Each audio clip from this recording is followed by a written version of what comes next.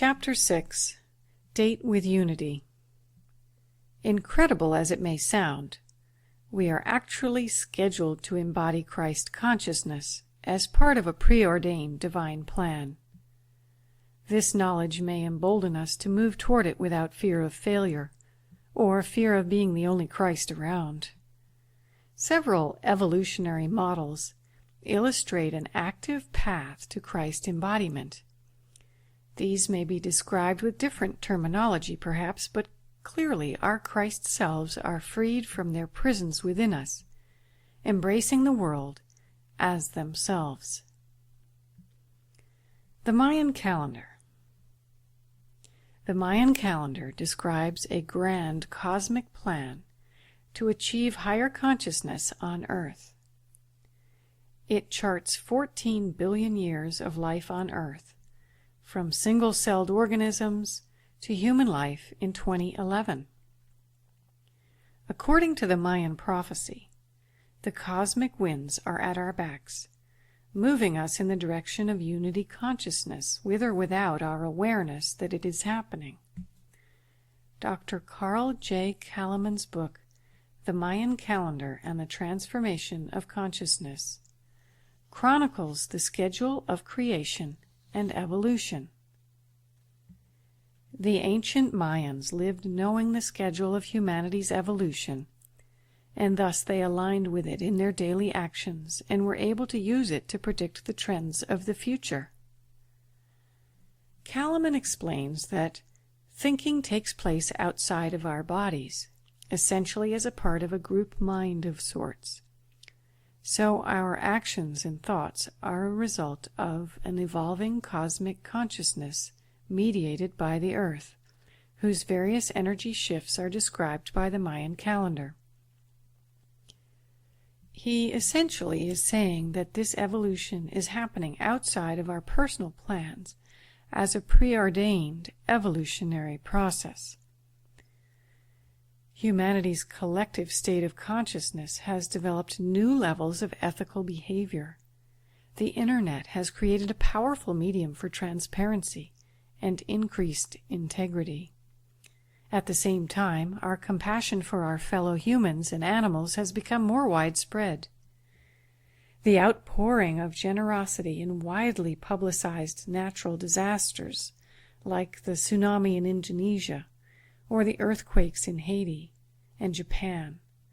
They are all symptoms that illustrate a movement toward equality and open-heartedness toward people we don't even know. This is tantamount to a collective expression of love and would have been impossible before this shift in how we define our realm of influence and responsibility.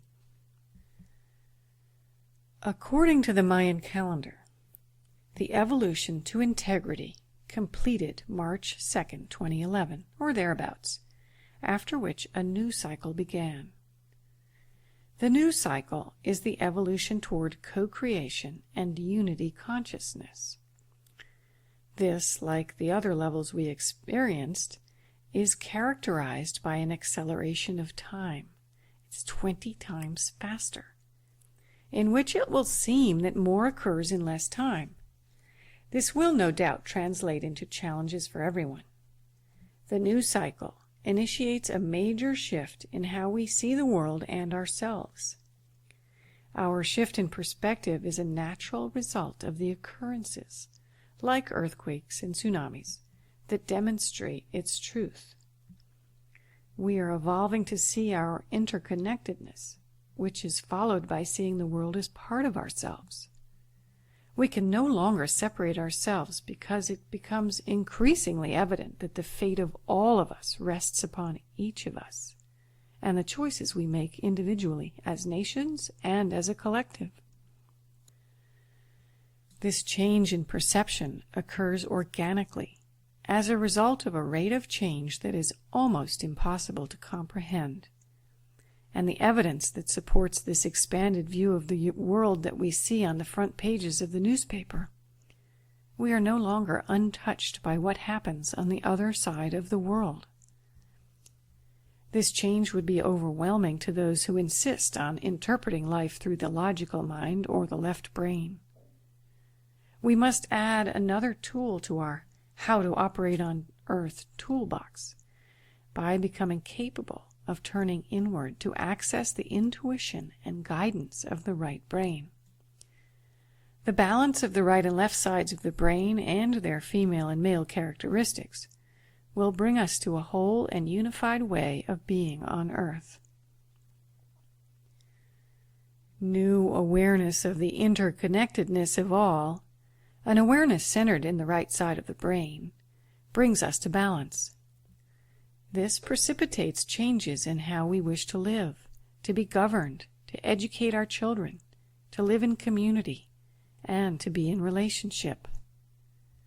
Systems and structures based on hierarchy and dominance will no longer have support in the new cycle, because they are not in alignment with the unity consciousness developing at this time. They will be replaced by a new vision of the earth as a conscious, unified world of interconnected beings that are responsible to the whole. Those structures, people, and ways of being that are out of synchrony with this shifting vibration will be set aside or simply fall apart as the world that created them disintegrates. The problems we experience today, environmental, social, governmental, and personal, are so many that our apparent powerlessness is overwhelming. While the situation may seem dire, a chaotic crisis can actually assist our transition to Christ consciousness if we see the bigger picture. As the world's situation overwhelms our logical minds, it forces us to turn elsewhere for guidance. Through necessity, we check for internal guidance, which is the direction in which we will discover and move a step closer to the Christ, or God, within. We are then more willing to rely on our internal guidance and intuition to direct us toward conscious co-creation, creation with our divinity within, in order to maneuver through life. We are scheduled to move into a co-creative relationship with our higher selves. What this means is that we will no longer make decisions solely based on our individual views and preferences. Most of us have heard of the Mayan prediction of the world's end in 2012. I see this as the evolution of humanity to Christ consciousness through co-creation. Co-creation starts with freeing ourselves from our egos and surrendering to our higher selves. This must occur for the Christ within to find room for expression. So the co in co-creation is the teamwork of the human self and selves and the Christ self. This is not possible unless we move beyond seeing ourselves as victims in the world or even as lone creators. The empowerment of this way of being comes from the awareness that all is one. Our role on earth is to offer through surrender the vessel of the body for divine expression on earth. It's what we came to do, and I can say from personal experience that nothing that I have ever done is more satisfying.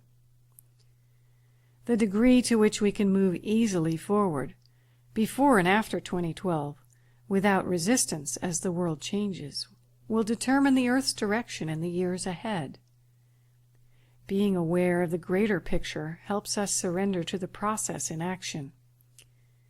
If we can see the chaos around us as a healthy symptom that is necessary for the changes to occur, our journeys take on new meaning. Our roles and responsibilities as holders of a vibration of unity and love, and as creative visionaries, becomes clear. When we see the earth around us and ourselves going through the slightly messy process of transition, we can experience optimism and courage instead of fear. By creating new structures, systems, and relationships that are aligned with this new worldview, we find that the world is reborn. This time on Earth is earmarked for significant shifts in human evolution and consciousness, and the Mayan calendar outlines a grand cosmic plan that completely supports our embodiment of Christ consciousness. In fact, it is pushing us in that direction. Here's a quote. "The purpose of enlightenment in our time is not just to transcend the world, but to transform the world. How do we transform it? Through the evolution of our own consciousness. We have to realize that this process completely depends on us, on individuals who are willing to push the edge of the possible." Andrew Cohen, spiritual teacher and founder of Enlighten Next. So you might wonder if there is any evidence of this consciousness on Earth right now. Are there any people out there who are seeing the world around them as part of themselves? Spiral dynamics. The spiral dynamics model of human evolution suggests there may be. Spiral dynamics offers a spiral representation of humanity's different V-memes, or levels of mind. V-memes describe the organizing principles in human nature: self and consciousness, brain-centered function, societal structure, environment, culture, and worldview. Each V-meme has a seemingly arbitrary color to describe it. For instance, beige is biology-driven, I survive, and purple is group-driven, I am safe, and blue is obedience to a higher authority, we are saved. Green is humanitarian, spiritual emergence, and we become, etc. The turquoise V-meme describes a one-for-all and all-for-one principle, in which one acts for the good of the whole, and the whole picture is observable on all levels, including non-physical dimensions. Only 0.1% of the human population is in this V-meme at this time of my writing.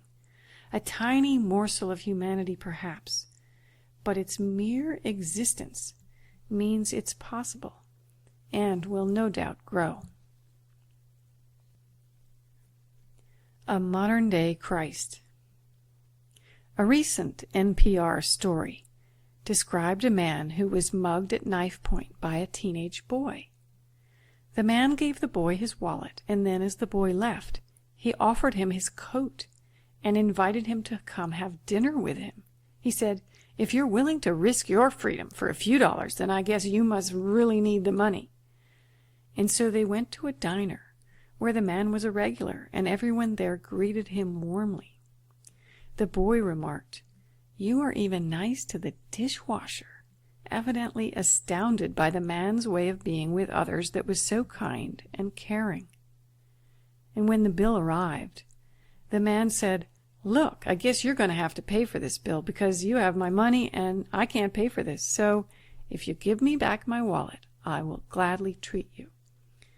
The boy returned the wallet, and the man gave him $20.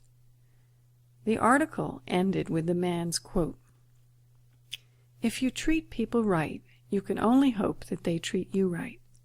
It's as simple as it gets in this complicated world."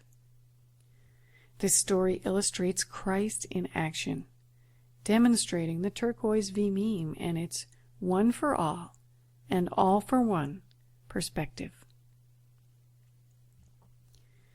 The Yoga Sciences. The Mayan calendar offers a framework for the evolution of humanity from a cosmic level. The Yoga Sciences do a similar thing from the perspective of the human body. Regardless of their condition, our bodies are a miracle. No human designer or modern computer could create a system that works as exquisitely as our bodies do. We are the perfect manifestation of the Creator, and we were made with the intention that the human body would offer God the consciousness of the Christ, a dwelling in the physical realm. The Yoga Sciences assist the body's evolution and transformation so that it can hold the higher energies that being a house for God requires. Yoga is the science of the physical evolution toward enlightenment, awakening, and realization, or Christ consciousness, that has been practiced for thousands of years in India. Quote, "All life is evolving, and man is no exception. Human evolution, the evolution which we are undergoing relentlessly, both as individuals and as a race, is a journey through the different chakras." Swami Satyananda Saraswati. The yoga sciences utilize the body's 7 chakras to power human spiritual evolution. The chakras are energy centers aligned along the spine that receive, interpret, and transmit energies from the outer environment. They are like windows in the body. According to Neil S. Cohen's Chakra Awareness Guide, the energy created from our emotions and mental attitudes runs through the chakras and is distributed to our cells, tissues, and organs. Realizing this brings tremendous insight into how we ourselves affect our bodies, minds, and circumstances for better or worse. Our own thoughts and emotions, as well as the thoughts and emotions of others, go right inside us, and we translate them into our physical bodies. Perhaps this is why the bodies of saints and spiritual masters do not decay after death. Their thoughts, devotion, and openness to the divine transfer high levels of spiritual energy into every cell of their bodies. And this, too, helps us to see that our bodies and our influence really don't end where we thought they did. The gasoline for the engine of spiritual evolution is Kundalini, a powerful energy that is coiled at the base of the spine, like a snake. Sadhguru Jagi Vasudev says one only becomes aware of it once it begins to move. Each chakra starting from the base of the spine and moving upward is awakened by the catalyzing energy of the Kundalini Shakti. Shakti is a word that comes from the Sanskrit shak, meaning to be able, and T is the agent for all change. The chakras are each associated with different functions, emotions, organs, and levels of awareness. The first chakra, or root chakra, is located at the base of the spine. It is associated with survival and connection to the earth, and it gives vitality to the human body. Once the first chakra is awakened, we are freed from our fear around our survival as individuals. The second chakra, or navel chakra, located in the lower abdomen, rules our assimilation of food, sexual expression, desire, giving, receiving, and creativity. As it is awakened, we transcend our attachment to pleasure and our aversion to pain. The third chakra, located in the solar plexus, brings vitality to the sympathetic nervous system. It is the center of will, personal power, self-control, and emotion. When it is awakened, we realize true freedom lies in mastering ourselves rather than controlling the outer world. The fourth chakra, or the heart chakra, is located at the center of the chest. This chakra anchors the life force from the higher self and energizes the body. It is the center of love and forgiveness and regulates our openness to life. When it is awakened, we move from conditional love, I will love you if you will love me, to the capacity for unconditional divine love. The fifth chakra, located at the throat, is the center for communication and finding one's voice, as well as the center for physical, emotional, and mental purification. When this chakra is awakened, we begin the process of purification, realizing the impact that the toxicity of our thoughts, emotions, and bodies has upon us. The sixth chakra, or the third eye, vitalizes the lower brain and central nervous system, and naturally regulates vision. When this chakra is activated, we gain wisdom, a deepening of our intuitive knowing, and the ability to see through the paradoxes of life. We listen to our internal guidance and know from personal experience or awareness rather than from what we have been told. At this level, we see the oneness of everything, which brings a level of sacred interaction into everyday life. The seventh chakra, or the crown chakra, vitalizes the upper brain and rules, according to Neil S. Cohen, the unification of the higher self with the human personality. In contrast to the evolution through the first 6 chakras, the evolution of the 7th chakra has traditionally required the guidance and assistance of one who has succeeded in making this leap themselves, such as a guru or enlightened teacher. The practice of Kriya Yoga and other forms of yoga with the assistance of a live guru can set this transformative evolutionary process in motion. Divine grace plays a role in the activation of this chakra. The physical and non-physical worlds become one. Kriya Yoga, in particular, hastens this process by opening the inner cerebrospinal pathway of ascension. It is important to have a practitioner of the yoga sciences assisting this process, because premature movement of the powerful Kundalini energy can be damaging, and the body must be prepared beforehand. In the same way that you wouldn't want to put a huge amount of electricity through too small a wire, the body must be capable of carrying the power of the Kundalini. Paramahansa Yogananda explains that the Kundalini arises along the spine, releasing the soul through the spiritual eye into the kingdom of the Holy Ghost, the Christ consciousness, and the cosmic consciousness of God the Father.